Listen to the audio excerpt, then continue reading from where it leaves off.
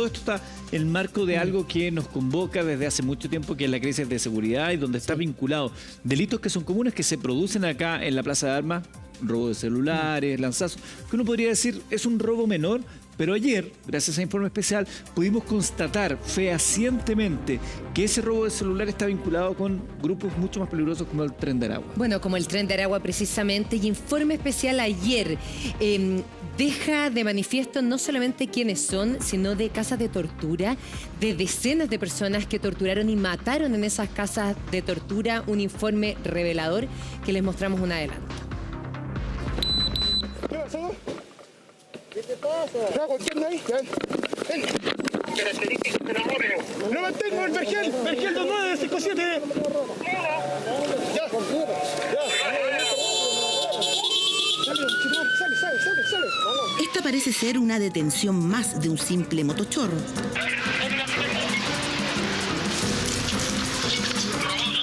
Pero uno de estos detenidos es el líder de la banda El Enjambre, Denis Rincón.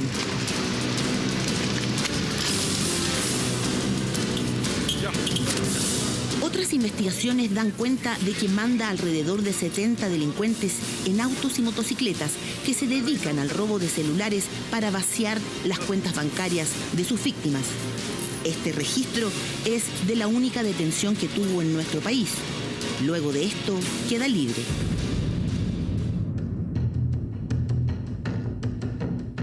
Y tiempo después es secuestrado por los encargados de las casas del terror. El secuestro, en este caso el líder del Enjambre, fue secuestrado 2 veces y en la segunda ocasión fueron 120 millones de pesos aproximadamente los que se pagaron. Y no se pagaron en Chile ni se negoció en Chile, se negoció en Venezuela directamente. Tras el pago express de esos 120 millones de pesos, Denis Rincón escapa del país, pero la banda continúa operando.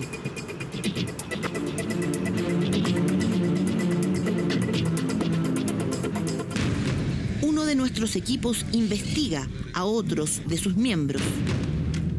¿Cuál es la de raja roja? Sí. Ándate lentito, gordo. Anda, Esta es la casa, ¿cierto? esta es la casa, es donde está el basurero rojo. Este el auto. La patente del taxi se ve igual. Mira que la casa. Con taxi abajo. Espérate un poco, gordo. Recibimos información de que en esta casa se estarían acopiando los celulares robados. Salió otra moto, bajando. Tírate para adelante, gordo. No, viene para acá, viene para acá. Ya quédate ahí, no me acuerdo entonces. Salieron los dos a dar vueltas, ¿no? Vemos motocicletas merodeando por el inmueble y un taxi que ya sabremos será clave. Se repiten los movimientos. Tras semanas de investigación, logramos captar un momento revelador.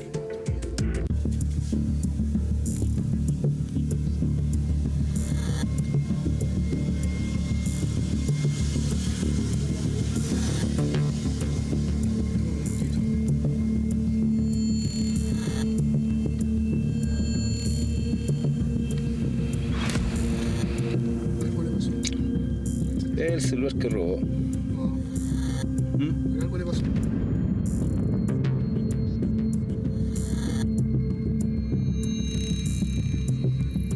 Días después de que grabamos estas imágenes, la persona que captamos recibiendo los teléfonos y su taxi sería protagonista de un grave delito.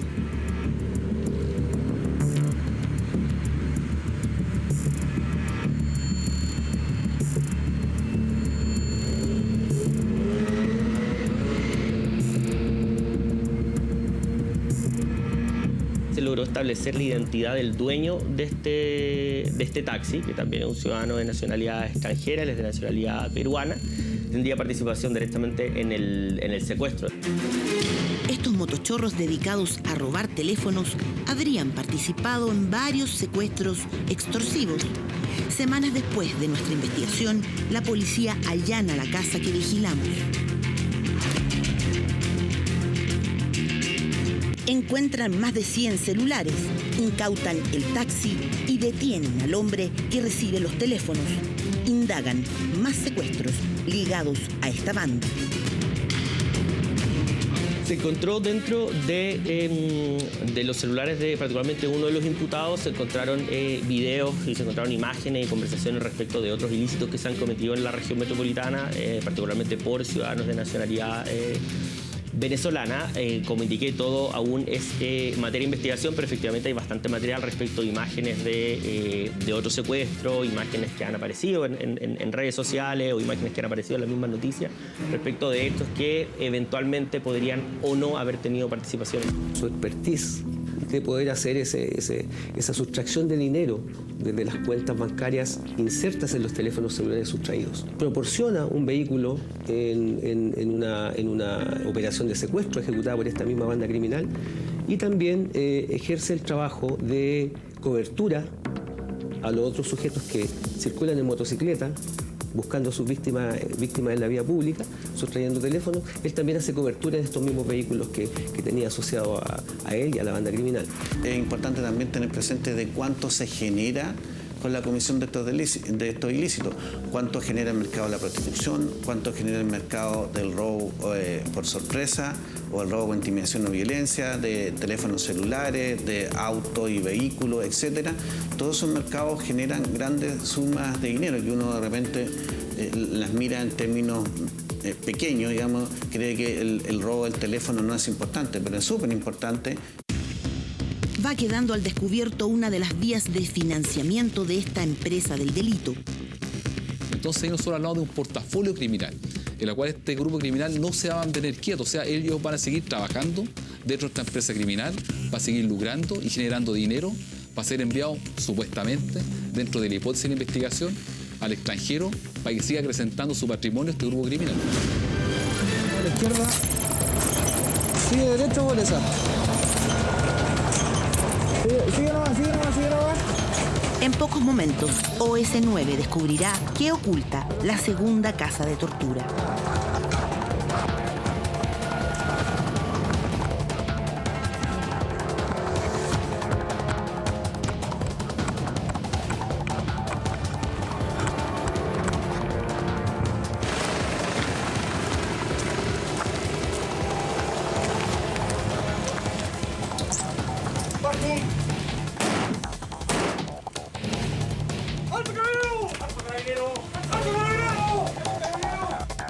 El recorrido se torna escalofriante al ver que este lugar solo está destinado a ejercer daño y sufrimiento sin piedad. En la oscuridad descubren poco a poco qué elementos se esconden. Machete. ¿No le sacáis una foto? ¿Estaba bajo el colchón? Sí, está bajo el colchón. Un machete probablemente usado para infligir dolor.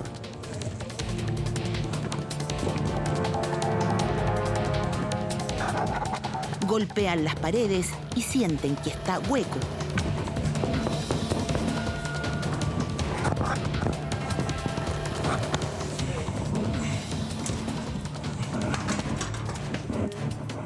Dale. Ven por acá. Son apostones, sí, pero...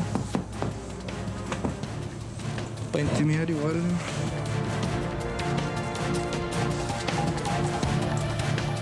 No creerlo al principio. Después que obviamente uno va viendo cosas, porque igual va llegando más policía, la institución de la misma policía que llegan de blanco, trajeron un dron, trajeron una serie de cosas, entonces uno dice, la cosa no es tan pequeña como puede uno pensarla. Y después van haciendo los comentarios, ¿no? Que ahí hay tantos cuerpos, más los que encontraron osamenta, y cuando ya nombran de osamenta es porque más de 6 meses seguramente, pienso yo, porque ya es un cuerpo descompuesto, o pedazos de un cuerpo.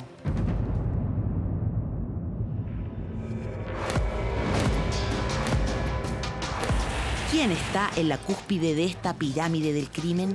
Determinar quiénes son los líderes de estas macabras operaciones es muy complejo, pero antecedentes recientes apuntan al hombre más buscado del continente. Cuando hablamos de realmente organizaciones criminales complejas como estas, existen distintos niveles jerárquicos. Por lo general, estos niveles jerárquicos inferiores no se vinculan directamente con el líder, sino que van vinculándose con el estrato inmediatamente superior en jerarquía y por lo tanto no todos tienen acceso al líder final. Se supone que todo finalmente llega al último líder, que en este caso, o el que está en la cúspide, que en este caso es el Niño Guerrero.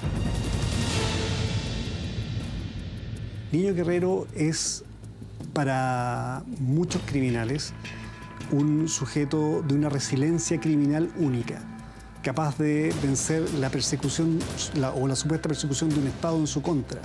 Es capaz de generar una estructura que surge desde una cárcel y que avanza por la región y que hoy día llega incluso a Estados Unidos.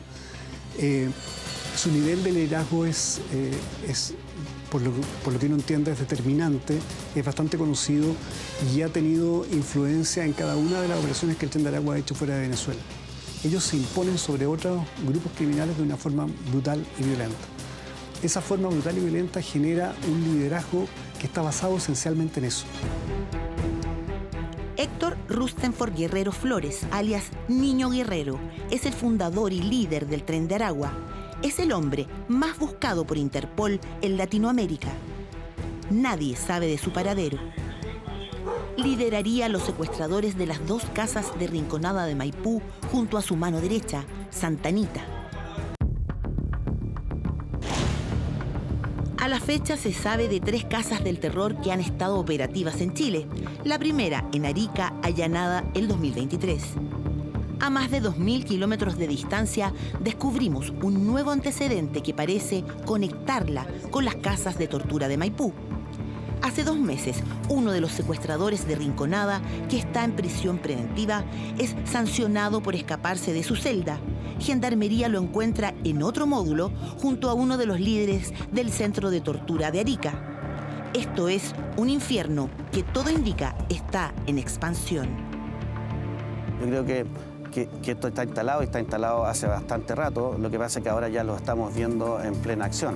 Y cada vez va a ser más complejo. Todo eso creemos que va a ir evolucionando también a tener víctimas nacionales y la verdad que creo que todavía no hemos vivido lo peor de este fenómeno.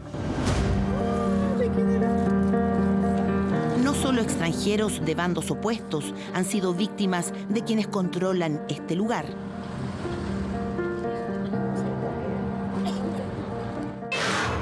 Ahora nos vamos a ir desde la región de Valparaíso a la región de O'Higgins porque 2 agricultores fueron asesinados en la localidad de Mayoa por un grupo de delincuentes extranjeros que los abordó, todo para robarles el dinero de la venta de su producción de tomates. A los agricultores Francisco Mora y Raúl Cid no les dan tregua. Mi hermano me llamó pidiéndome ayuda, gritándome que le habían disparado a mi papá, que mi papá no respiraba, que no se movía, que a él también le habían disparado.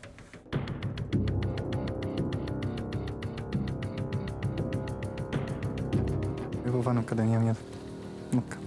No pude despedirme de él, la verdad, no alcancé. El pasado 27 de enero, el padre de Francisco regresa a Mayoa junto a su socio y su hijo de 15 años. Los siguen 4 venezolanos que se cruzan en su camino y les disparan sin llevarse nada. No iba ahí el dinero, no iba los bolsos. Una injusticia.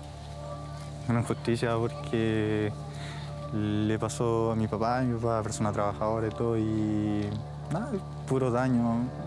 No consiguieron las cosas que querían y lograron hacer solamente daño. Hasta el día de hoy se aprende a vivir con el dolor. Juan Pablo, hermano de Francisco, logra sobrevivir al ataque, pero queda herido de gravedad. Una crueldad demasiado innecesaria. Déjenlo herido. No sé, en una pierna, un brazo, pero no, porque fue matarlo. Matarlo y pensaron que estaban fallecidos los 3. Gracias a Dios, Juan Pablo no. Raúl Cid también es asesinado. Trabajaba para Francisco. Tenía 3 hijas adolescentes. 15 minutos después de la matanza, su suegro recibe un llamado. Descubrir y reconocer que efectivamente era él, mi yerno. Después de ahí vino todo el proceso de policía, PDI, Fiscalía, brutal. 1 hora y media después, los atacantes quedan sin benzina y son detenidos por carabineros. 4 venezolanos. Que ellos llegaron y me dispararon nomás. Dispararon a 1 metro. Entonces no sé si eso será profesional o no, o si serán expertos o no. El hecho es que ellos parece que andan en lo que andan nomás. Buscando lucas, buscando no sé qué cosa, y si a ellos les importa un cero la vida de los demás.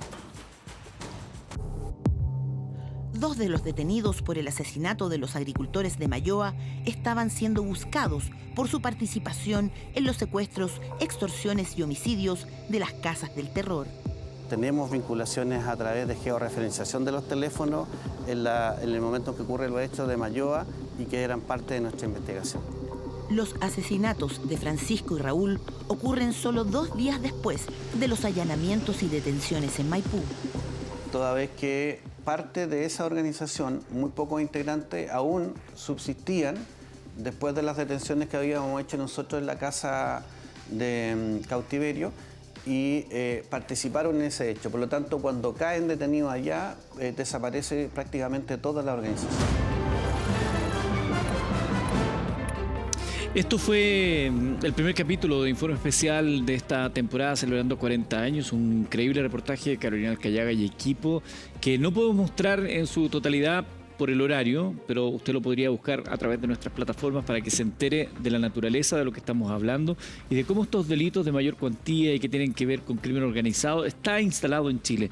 Como el Tren de Aragua, a pesar de que por ahí autoridades de otros países dicen que es un invento, existe, está operativo y tiene brazos y tentáculos que lo vinculan con otros donde se están desarrollando una serie de crímenes para los cuales nosotros acá en Chile no estábamos, yo creo, preparados. Está con nosotros acá Pablo Ceballos, experto en crimen organizado y autor del libro Un virus entre sombras. Permíteme un segundo para mostrarlo. Aprovecho de mostrar el libro del cual eres autor, La expansión del crimen organizado y el narcotráfico en Chile. Es de Catalonia, lo pueden encontrar, es muy interesante lo que aquí hay, porque es parte de lo que vamos a conversar a continuación. Sí, claro, y quería partir, Pablo, porque dentro de las cosas que llaman la atención es como todo está ligado, ¿cierto? Aquí en este reportaje queda claro el asesinato del mayor Sánchez, los agricultores de Malloa, secuestro del empresario en Rancagua, robos a teléfonos celulares, como una gran estructura. Quiero que nos expliques eso, la estructura del crimen organizado. Bueno, muchas gracias por la invitación. En realidad, mi experiencia es como investigador de campo. Yo he tenido la oportunidad de trabajar entendiendo estos fenómenos en varias partes de Latinoamérica. Y lo que he llegado a un consenso con muchos expertos que saben mucho, obviamente, es que el crimen organizado hay que entenderlo como un modelo económico. Esa es la primera forma de entenderlo. Cuyo objeto esencial es económico, tomar la ganancia de las economías ilícitas, de los diferentes mercados ilícitos, e inyectarlo en las economías formales.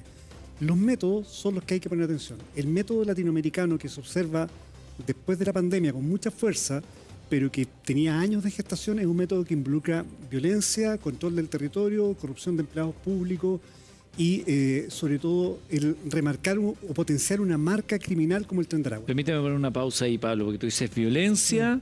Luego agregaste... corrupción, control del territorio. Control del territorio y corrupción de empleados públicos. La violencia la hemos visto al menos una parte de lo que va quedando. Pero la parte que tiene que ver el control del territorio también lo estamos viendo, cómo se están dando las peleas entre bandas para obtener el dominio de un sector. Pero la corrupción de empleados públicos, en eso es algo que todavía nosotros, yo creo que acá en Chile siempre decimos, no, acá en Chile no. Pero yo creo que ya está y no lo hemos develado del todo. Yo creo que un punto común que se observa en América Latina es que tenemos una situación muy natural, es muy humana de desconocer a veces los problemas, ¿no? Y no enfrentarlos porque creemos que al postergarlo el problema se diluye. Y este tipo de problemas no se diluyen con el tiempo, sino se agrandan, ¿no? Nosotros hace un tiempo atrás teníamos un discurso oficial como país que Chile era un país de tránsito de droga y eso nos impidió ver que era un país que estaba siendo un consumidor interno muy fuerte y por lo tanto eso tiene un efecto. Las políticas públicas se hacen en relación al diagnóstico que tú tienes. Entonces, esto no se trata de meter miedo, sino comprender realmente cuál es como cuando uno viaja de noche a un lugar que desconoce, uno de ida va con más cautela, pero de regreso ya conoce algo como viene el camino.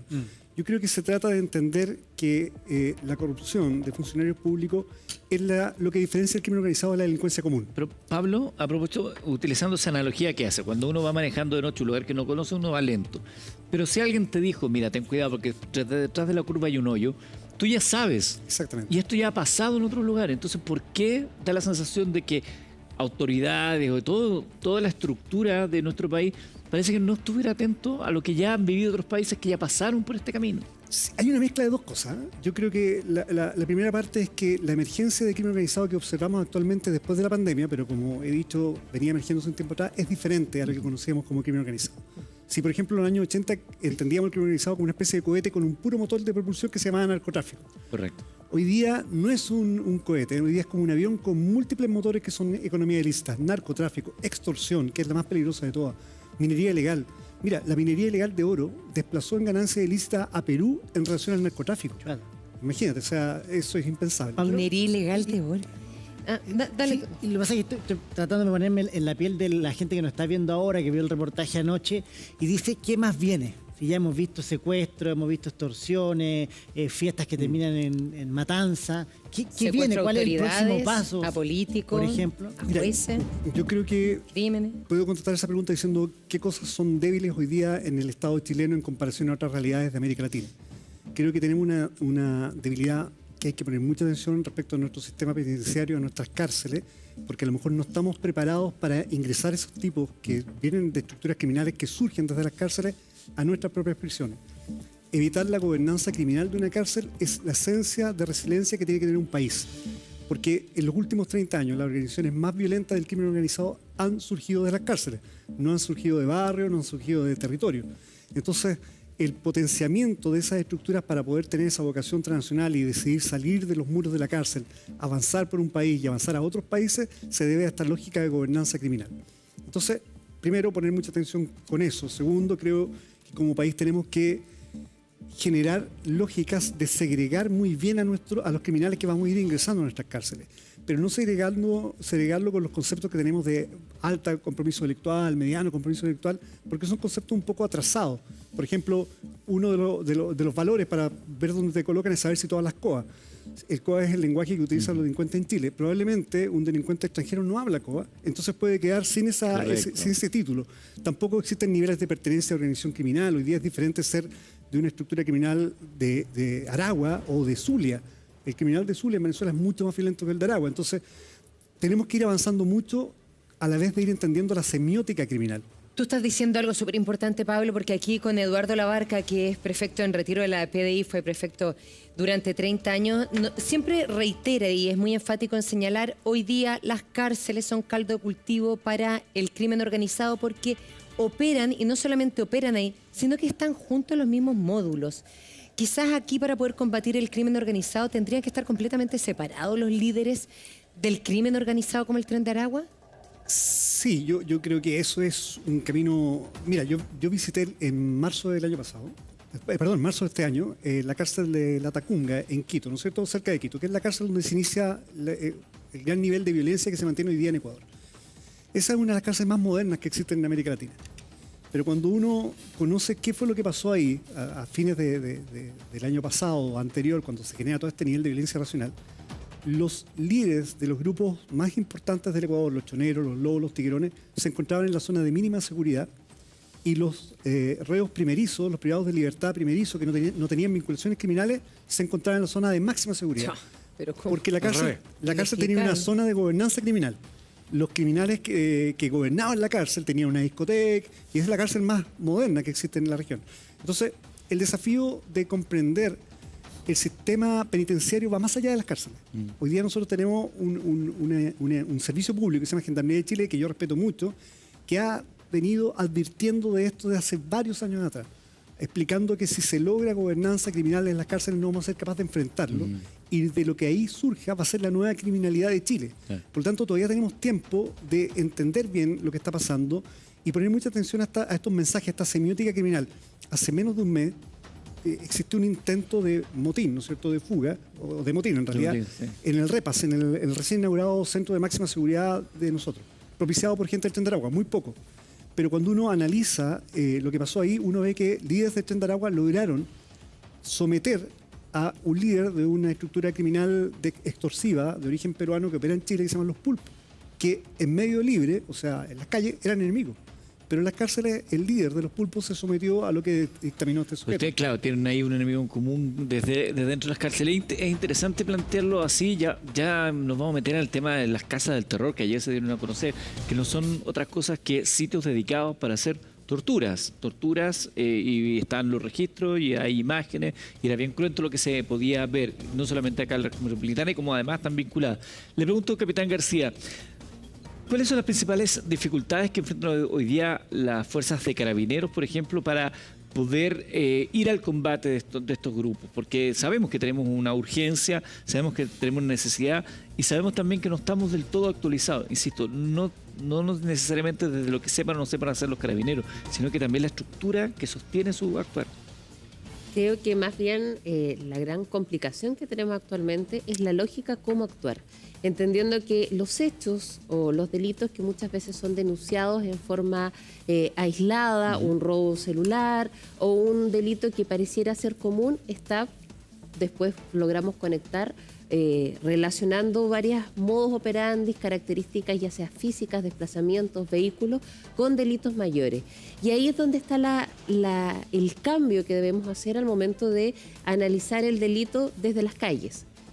No verlo desde una mirada de que ocurre un delito y una forma reactiva, sino que ir más allá desde el análisis, lograr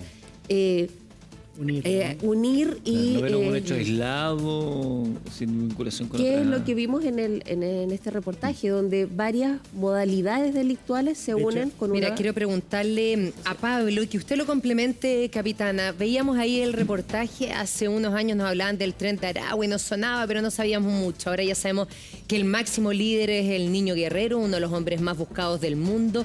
Santa Anita, su brazo derecho.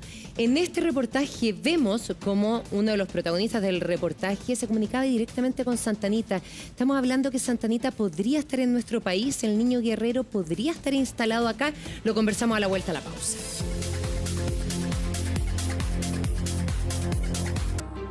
Claro, ahí después de esa buena promoción, volvemos nosotros aquí en el estudio, seguimos viendo imágenes, entonces estamos conversando respecto al crimen organizado aquí con nuestros invitados, con Eduardo Labarca, con Pablo Ceballos, con la capitana Javiera García, por supuesto. Y Pablo, yo te había dejado una pregunta planteada y tenía que ver con los principales líderes del Tren de Aragua. Estamos hablando del Niño Guerrero y de Santa Anita, que en el reportaje, precisamente de Informe Especial, se ve cómo lo llaman por teléfono a Santa Anita. ¿Esos son indicios que uno podría decir que quizás los máximos líderes del Tren de Aragua podrían estar en nuestro país? O sea, en estructuras criminales como el Tren de Aragua, el liderazgo tiene un componente tremendamente, obviamente, muy fuerte. Estos liderazgos son esencialmente muy violentos. Son liderazgos que han llegado al poder dentro de la cúpula criminal por el nivel de violencia casi psicopática y por lo tanto los niveles de subliderazgo hacia abajo van a tratar de emularlo, ¿no? Esa es la lógica de esta estructura. El Niño Guerrero estaba hasta al menos septiembre, noviembre del 2023 en una cárcel en Tocorón, ¿no? Hubo una operación policial militar de las autoridades venezolanas que supuestamente tenían como objetivo controlar esa cárcel y del Niño Guerrero nunca se supo nada más. Lo que sí es importante que estas estructuras criminales se preparan para este momento.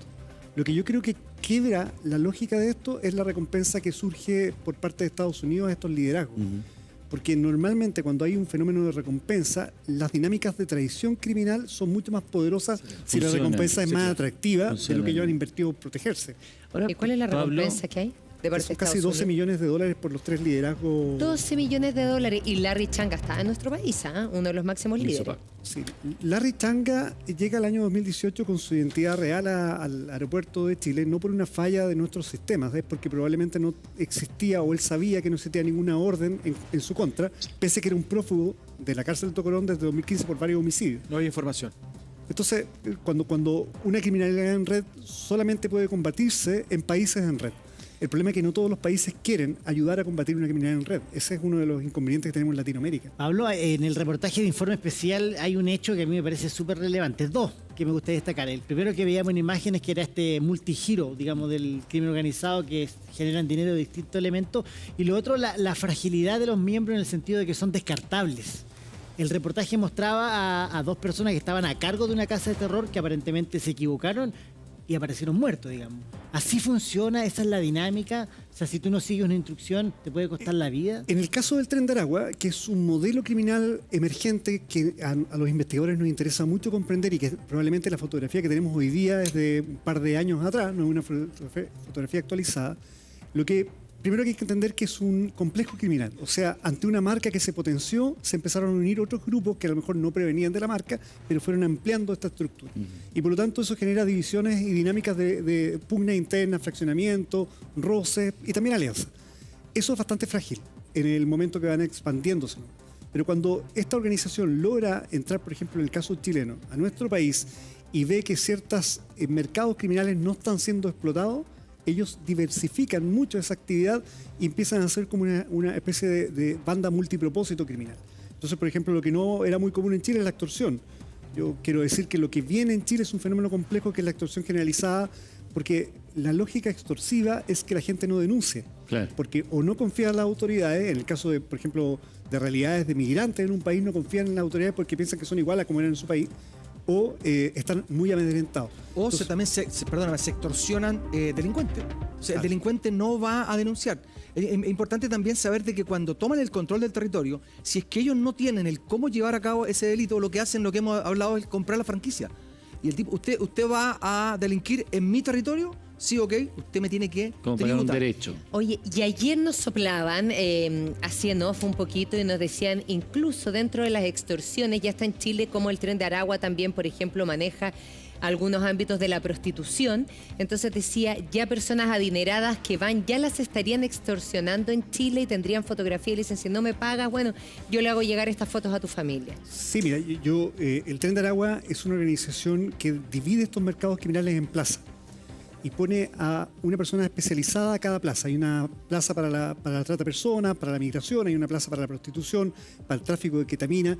Esa gente se va moviendo y normalmente son, como tú dices, franquiciados. Incluso hay imitadores que terminan muy mal, ¿no es cierto? Que no pidieron permiso de usar la marca y terminan dramáticamente. Y en esta búsqueda de plazas ellos van viendo, mira, este mismo territorio que teníamos para vender droga, por ejemplo, podemos empezar a ocuparlo para extorsionar a la gente que vive acá. Entonces, el objetivo del crimen organizado es siempre sacar réditos económicos del lugar que controlan. Pablo, estamos hablando con Pablo Ceballos, especialista en esta materia, autor del libro Un virus entre sombras que tenemos acá. A propósito del reportaje de Informe Especial que se emitió la noche de ayer, del cual hemos visto un resumen esta mañana y que, insistimos, por una cuestión del horario no puedo mostrar de manera íntegra. Acá se habla también de las casas del terror, el combate contra las casas del terror, que no es otra cosa que domicilios que se trabajan, que se estudian con un responsable para someter a torturas a distintas personas. En este momento hemos sabido, al parecer, que son entre ellos bandas rivales y todo lo demás, pero no queremos ni pensar qué pasaría si esto se extiende a secuestros extorsivos para ciudadanos, empresarios. Ha pasado, si es que no, el de Rancagua. Claro, exactamente, por eso quería ir para allá en el sentido de que ojalá no sea la tónica. Tú que participaste en el reportaje, porque están tus testimonios, ¿qué nos puedes decir de estos hechos en particular, de estas casas del terror? Porque es bien cruento lo que veíamos ahí y te voy a pedir que tengamos cuidado por el horario con lo que podamos contar. Sí, no. Además de investigador soy padre, así que logro entender ese fenómeno. Lo que podemos ver en esta oleada de violencia y de crimen organizado tiene que ver con la exhibición de tu nivel de violencia, el mensaje criminal, la semiótica que tú quieres enviar a diferentes objetivos, la semiótica que quieres enviar a otros grupos con los que quieres someterte o someterlo, la semiótica o el mensaje que quieres enviar al Estado, a las autoridades, a los policías, el mensaje criminal. Y una de estas casas de tortura, por así decirlo, que tienen elementos de violencia que obviamente no vamos a repetir porque también es aumentar la marca criminal de esa forma, es mandar ciertos mensajes específicos a organizaciones que están en pugna, a organizaciones que no cumplieron trato, a quienes se equivocaron dentro de la misma organización o a personas que tú quieres someter a lógicas extorsivas para que paguen y fomenten o aumenten tu capacidad económica.